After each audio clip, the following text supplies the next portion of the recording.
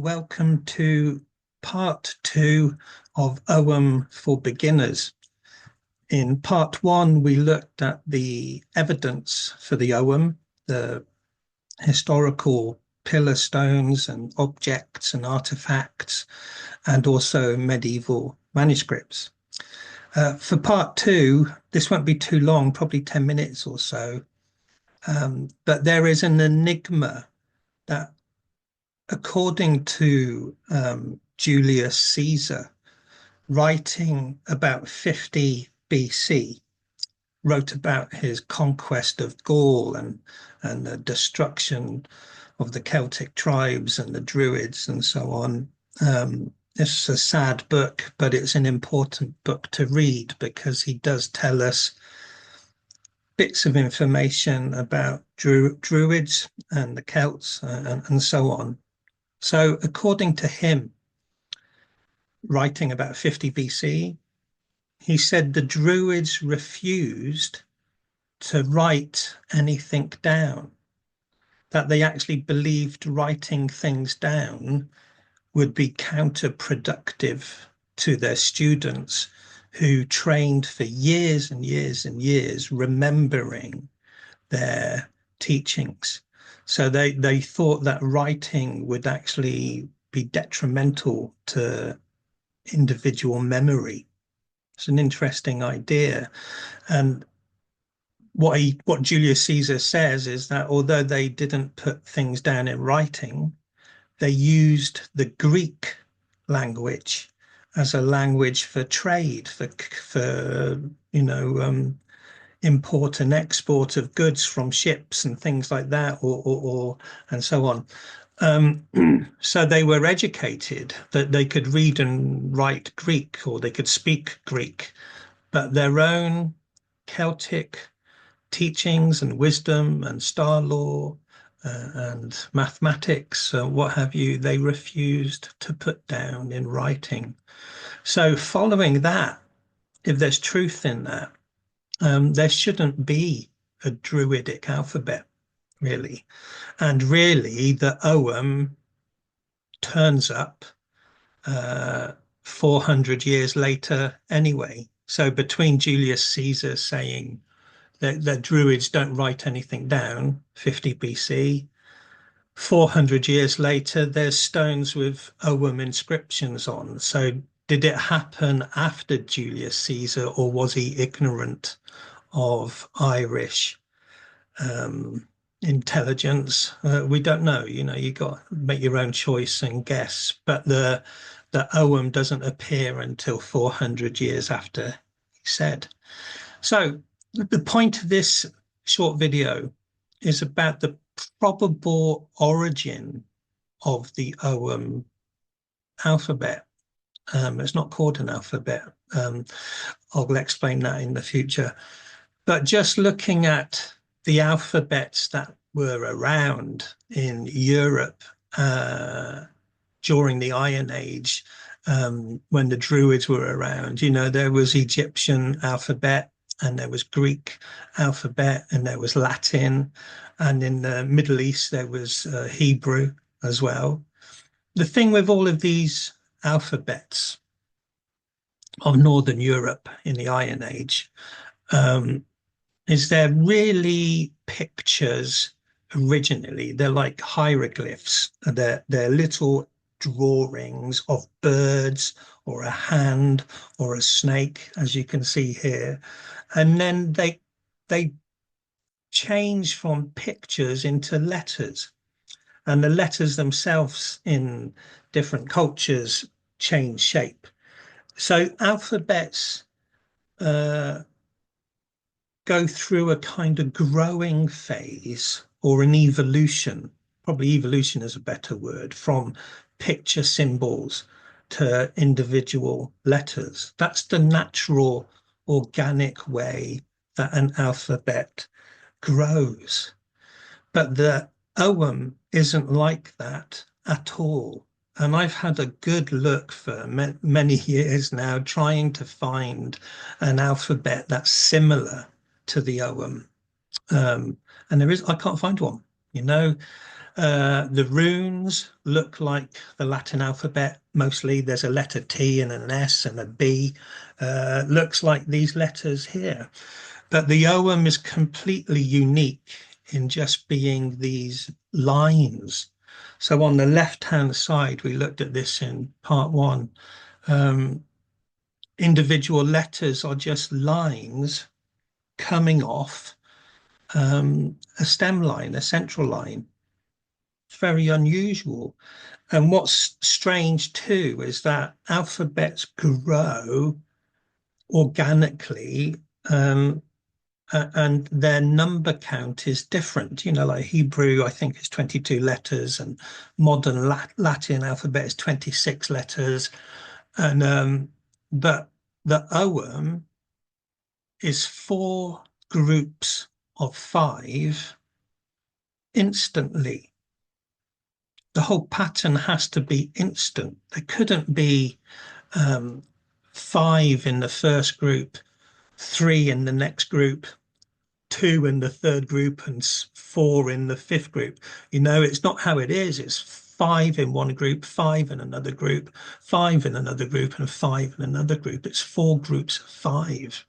So that's like suddenly here is this system of 5, 5, 5, 5. There's no growing. There's no evolution as such. It already is a fixed thing, 4 groups of 5. And I would suggest, and that's kind of what I'm going to talk about now, is that before the Ogham became an alphabet, before it was a writing system, I think it was just a counting system.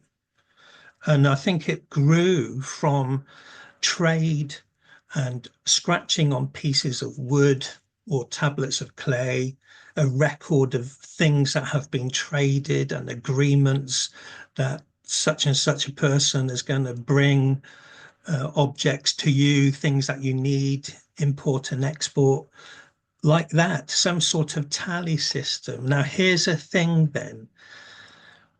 Tally system is scratching a count, 1, 2, 3, 4, 5, scratching a record onto wood or bone.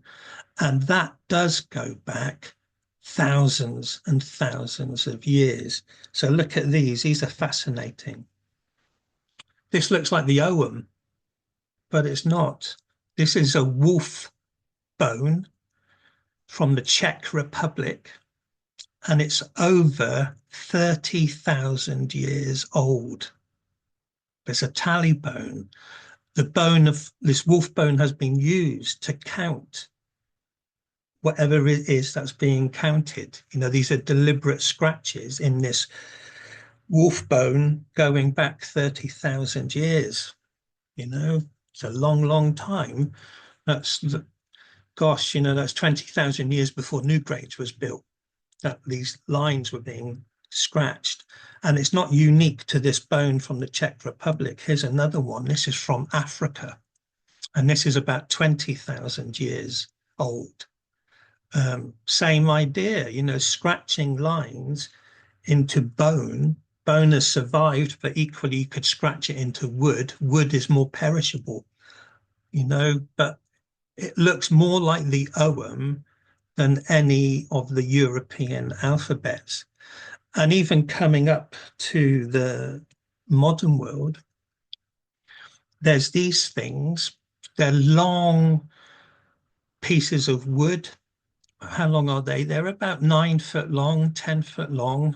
I'll give you a close up. And these are from the island of Portland on the south coast of England in Dorset. And Portland is an island community, and these are known as reeve staves. And it was a way of counting taxes that needed to be paid. Again, it's a tally system, scratching lines into pieces of wood. And this was quite recent. This is up until the latest century, I think, you know, up into the Victorian times, at least, if not into the 20th century. So, 30,000 years of lines being scratched into bones and pieces of wood to count, to trade, to exchange, to record deals done and trade agreements. So here's a strange thing then.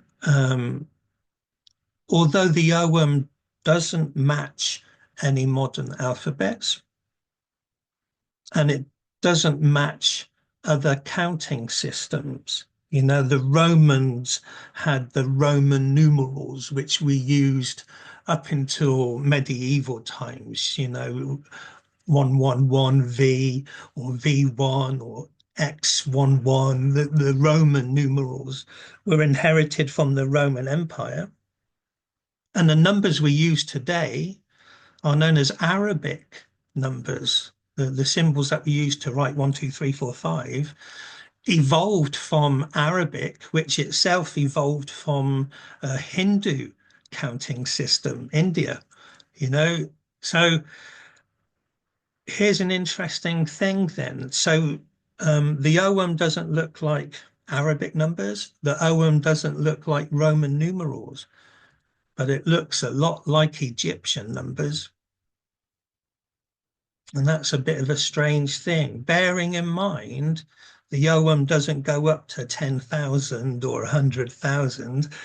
It goes up to 5, and then 5, and then 5, and then 5. So it has 4 lots of 5. And Egyptian numbers from 1 to 9 are just a line. So the closest thing to the Ogham alphabet is Egyptian numbers. And that's a strange thing because the Irish sea traders, known as the Scoti, that eventually settled in the Western Isles of what became known as Scotland, named after them, Scoti land, Scotland, they claimed to be descendants of an Egyptian princess called Scota. So, as strange as it may seem, there is mythology or folk story, folk tradition that the Gaelic Celts of Scotland claim descent from an Egyptian princess.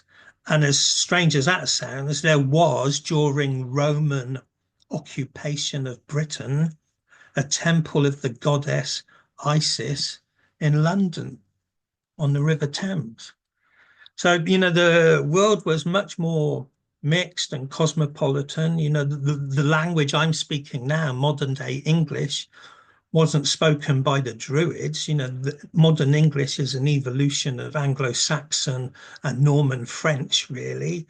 So long before my English was spoken in Britain, the Druids were using Greek as a trade language, so that the whole ancient world is very strange, really.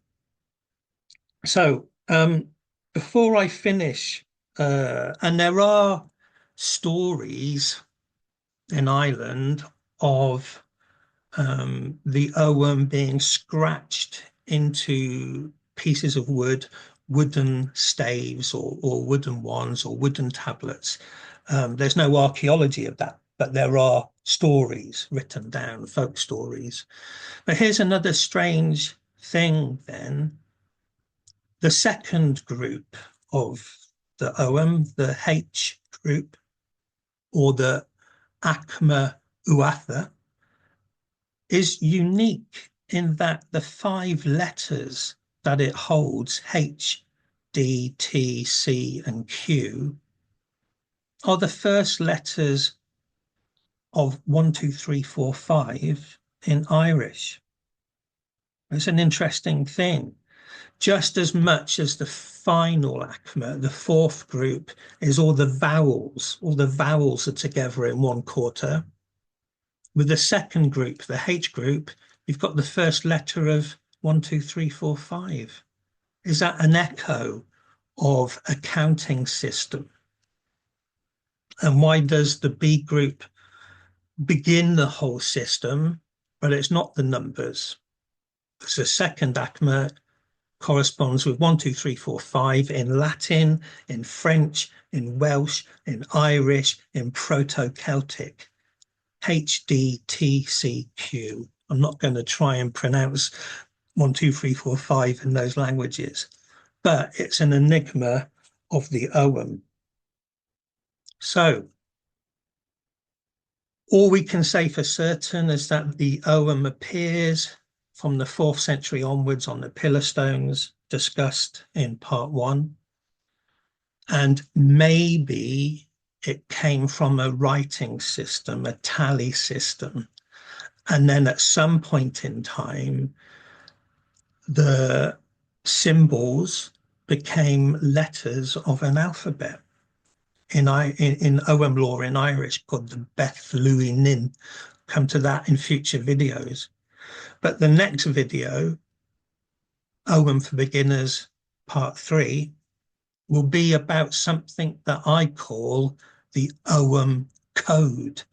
And it's about the numerical code of the Ogham and how the numerical code of the Ogham creates a year wheel, sacred circle and grove, even before each symbol is a letter of the alphabet and before each symbol is a tree. Maybe, who knows? But at its very simplistic accounting system, which can then be used by druids who refuse to put anything down in writing, but they can count things out and make a sacred circle for observing the stars and astronomy and so on. So I feel like we're growing towards the alphabet, but interesting.